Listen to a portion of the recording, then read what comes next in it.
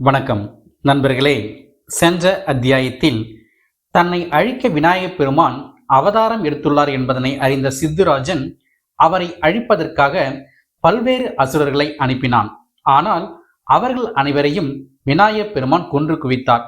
இதனால் என்ன செய்வதென்றே தெரியாமல் தவித்த சித்துராஜன் ஒரு நாளைக்கு 100 எருமைகளை உண்ணும் சதமகிஷ பச்சினி என்கிற ராட்சசியை விநாயகரை கொல்வதற்காக அனுப்பி வைத்தான். அவள் ஒரு அழகிய பெண்ணாக உருவெடுத்து விநாயகரை தூக்கி கொண்டு வானில் பறந்தார். உடனே விநாயகர் அவளின் காதை திருக விநாயகப் பெருமானை கீழே விட்டுவிட்டு அவளும் சுருண்டு விழுந்து இறந்தாள்.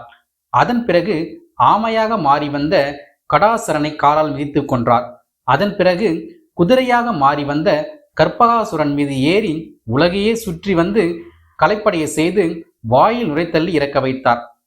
அதன் பிறகு சுந்தரி என்ற அறைக்கு விஷப்பழங்களை கொண்டு வந்து விநாயகருக்கு கொடுத்தார். அவரும் அதை வாங்கி உண்டுவிட்டு அவளுக்கு மோதகம் கொடுத்தார். அவள் பழத்தில் வைத்திருந்த விஷமானது இப்பொழுது மோதகத்தில் மாறி அவள் உயிரை மாய்த்தது. அடுத்து அசகாசுரன் மலைப்பாம்பாக மாறி ஆசிரமத்திற்கு வந்து விநாயகனை விழுங்க உடனே விநாயகப் பெருமான் விஸ்வரூபம் எடுத்து வயிற்றை கிழித்து கொண்டு வெளியே வந்தார். இப்படியாக தினம் தினம் ஏதாவது ஒரு ரூபத்தில் விநாயகப் பெருமானை கொல்வதற்காக அசுரர்களை அனுப்பி கொண்டே இருந்தான். அவர்களை எல்லாம் விநாயகப் பெருமான் கொன்று குவித்து கொண்டே இருந்தார். இப்படியே நாட்கள் போய்கொண்டே இருக்க ஒரு நாள் ரிஷி பத்தினிகள் விநாயகப் பெருமானை அருகில் இருந்த சோலைக்கு அழைத்து சென்று விளையாடி கொண்டிருந்தனர். அப்பொழுது கமலாசுரன் பெரிய பட்சியாக உருவம் கொண்டு விநாயகப் பெருமானை தூக்க வந்தான். அதனால் பெண்கள் அனைவரும் விநாயகரை இடுப்பில் தூக்கி கொண்டு காப்பாற்றுங்கள் காப்பாற்றுங்கள் என்று கதறிக்கொண்டே ஓடினர்.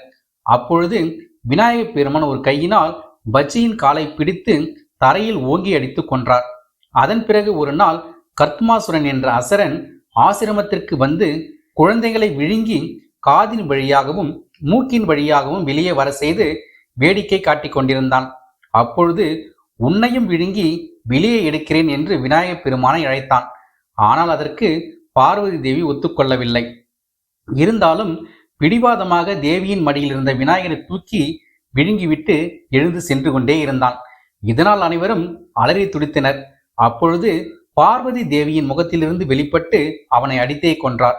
இவ்வாறாக சித்துராஜன் அனுப்பி வைத்த எல்லா அசுரர்களையும் விளையாட்டாகவே அழித்து முடித்தார் விநாயகப் பெருமான். ஒரு நாள் தேவ சிற்பியான விஸ்வகர்மா ஆசிரமத்திற்கு வந்து பரசு, தாமரை மலர், பாசம், அங்குசம் முதலியவற்றை விநாயகருக்கு கொடுத்தார். அதனை விநாயகப் பெருமானும் அன்போடு ஏற்றுக்கொண்டார். நன்றி நண்பர்களே. நாளைய அத்தியாயத்தில் சித்துராஜ சம்ஹாரத்தை பற்றி அறிவோம்.